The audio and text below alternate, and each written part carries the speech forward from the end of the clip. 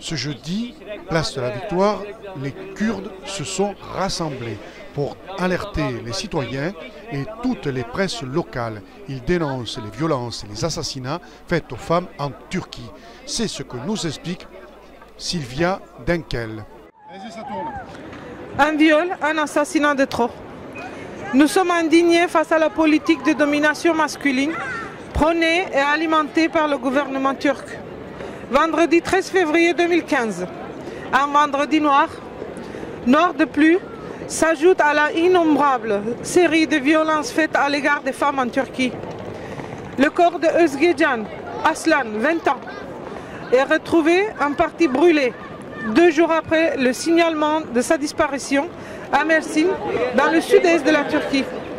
Elle aurait été battue à mort alors qu'elle se défendait du viol dont elle était victime. Notre indignation est profonde à ce jour car le meurtre de Özgecan est le fruit des politiques gouvernementales et le discours des politiciens patriarcales, machistes, qui nient le droit à disposer de notre corps et qui utilisent la violence sexuelle pour restreindre nos désirs et l'exercice de nos droits. La politique de l'État actuel alimente, légitime et génère les violences. La discrimination, les valeurs, les normes basées sur l'idée que prône ouvertement le gouvernement de l'AKP, selon laquelle il existerait une infériorité naturelle des femmes en tant qu'êtres humains et sur la hiérarchisation des rôles assignés dans nos sociétés aux hommes et aux femmes. À ce constat s'ajoute un climat dans nos sociétés d'impunité aboutissant à une normalisation sociétale de ce type de comportement violent. Selon Association des droits de l'homme de Turquie, les meurtres de femmes ont nettement augmenté ces 10 dernières années, passant de 100 victimes en 2002 pour atteindre 294 cas en 2014.